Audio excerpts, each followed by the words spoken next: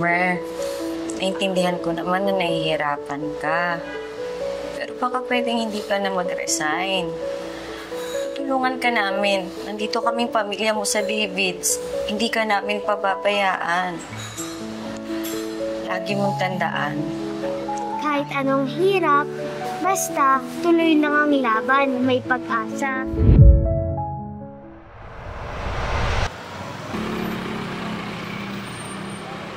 Shabu-shabu, short order, dim sum, congee, noodle roasting. Anak, tara, pasok na tayo sa loob. Umorder na si Mama.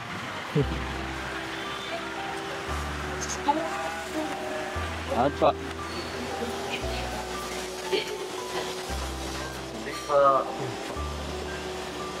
Si Mama?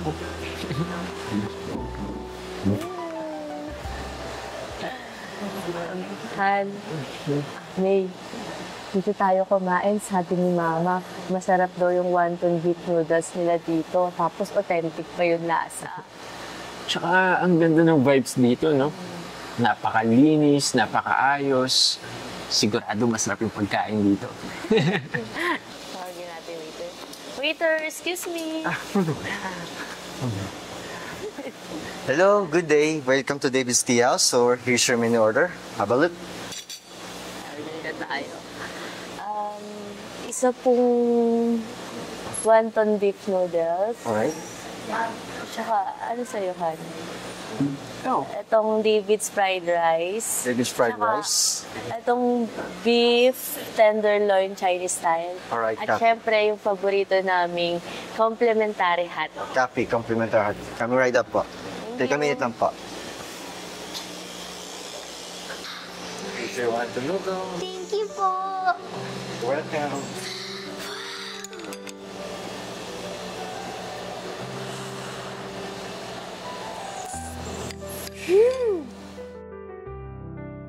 Happy birthday to you.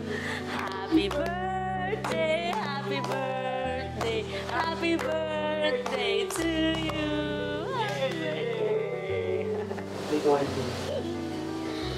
Wow! Happy birthday po. Thank you po. Ito regalo ko sa'yo. Lagi mo suotin yan lang. Ganda-ganda naman ang anak na.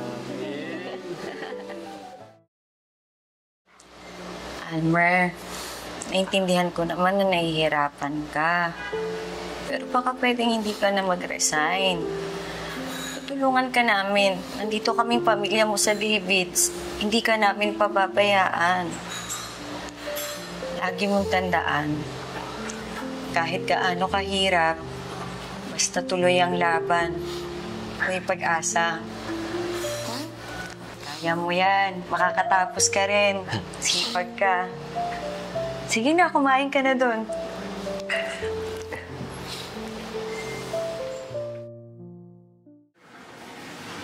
Hirap naman ang sitwasyon natin, Han. Hindi ko na alam kung ano yung gagawin ko.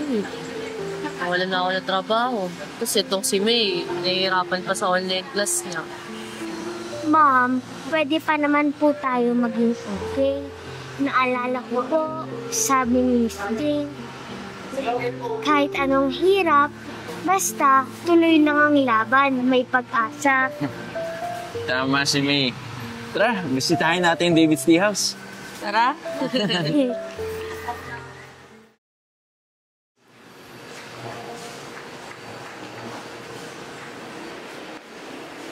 Grabe, Han.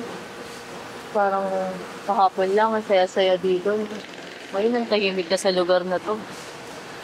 Pandemya nga naman. Marami kasi natatakot lumabas eh. Pero nakakatuwa, no? Kahit pa paano bukas pa rin sila. Marami pa rin umu-order online, tsaka nagpapadeliver. Kahit na maraming natatakot lumabas, madami pa rin gustong kumain sa David's Tea House. Ma'am Belle! Sir Paul! Buti ho nakabalik kayo. Sa totoo lang ho, sobrang hirap ng panahon ngayon. Kukunti na lang ho kasi talaga ang gustong kumain dito. Gawa ng gusto nila ay laging deliver na lang. Lahat kasi sila natatakot ng lumabas. Pero hindi naman po kami sumusuko at talagang nagpapahatid pa rin kami ng masarap na pagkain. Pero ayun nga ho, talagang laban lang. Grabe yung pamamalakad niyo dito sa David's Tea House, Miss Jane. Patuloy pa rin kayong tumutulong sa mga empleyado. Ang dami na nga dyan nagsasara at nawawala ng trabaho. Pero kayo, eto, buo pa rin at magkakasama. Ganun talaga, ma'am. Lahat naman ho kami. Patuloy na lumalaban. Hindi ho kami pwedeng sumuko. Lalong-lalo na ho ako. Para sa pamilya ko, at sa mga empleyado namin. Naniniwala ko kasi ako na balang araw magiging maayos din ang lahat.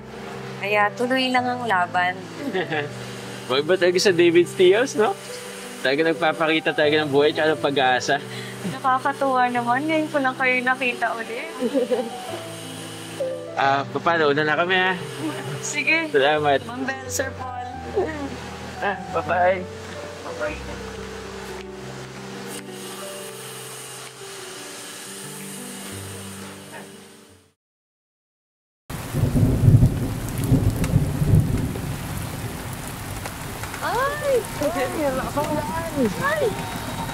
Yes.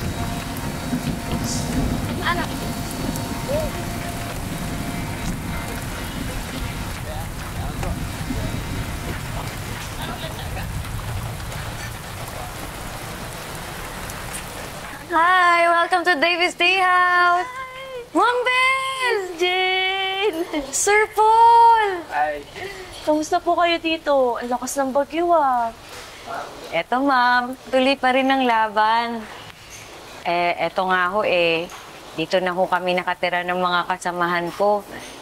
Gawa ng gusto pa rin namin magbigay ng serbisyo kahit ano pang panahon. Kaya magkakasama kami dito na nakatira ng mga staff ko. At least, mas mabilis kami makakapaglinis at mabilis din ang deliveries namin. Matuwa naman. Salamat po, ma'am, sir. Naulanan yata kayo sa labas. Cute-cute mo naman. Kain lang kami, ha? Sige ho. Tara, punta tayo dun. Thank you.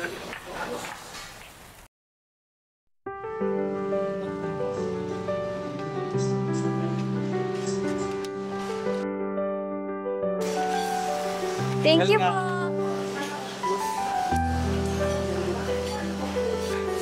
Hello, good day. Welcome to David's Tea House. Good day po.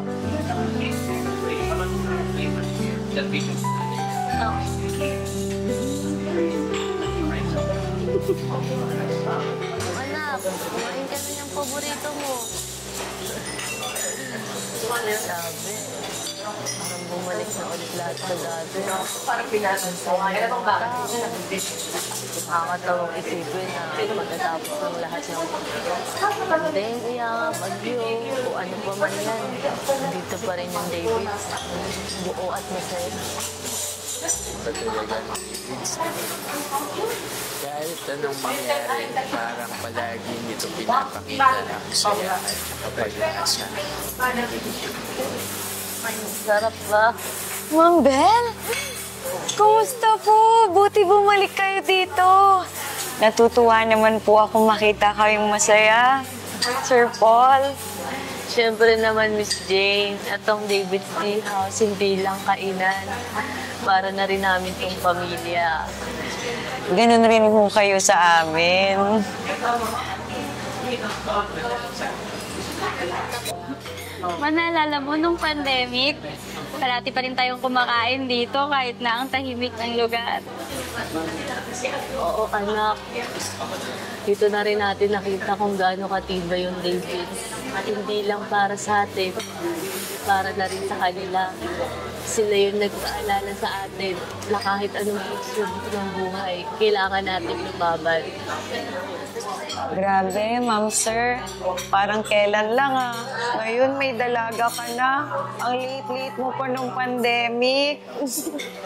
Salamat po. Naisip ko nga po, siguro dito ko natutunan na maging matatag kasi dito ko po nakita sa inyo eh. Salamat. Sige, ma'am, sir. Enjoy your food po. At lagi kayong always welcome dito sa amin sa David's Tea House. Salamat, Miss Jane.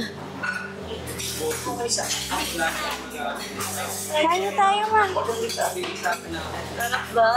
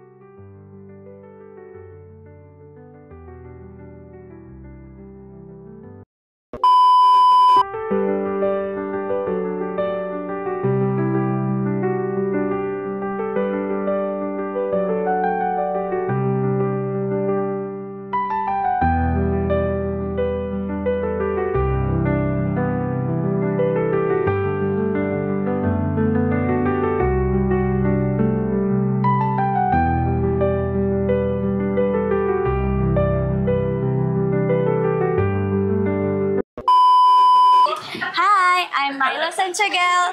Ako nga pala po si Denise. Maraming salamat po sa panonood ng Tibon Manila araw-araw kasama ang David's Tea House. At inaanyayahan ko po kayo na i-subscribe ang aming YouTube channel, Tibon Manila, at i-like and follow ang aming Facebook page and TikTok account. Sa Tibon Manila, Ang saya'y walang katulad. Hey! Sa Tibon Manila, buhay ay masaya kasama ang bagata. Wala kasi saya sa bawat tulog at galaw. Magkasama tayong lahat. Tibon Manila, walang pag-aalilangan.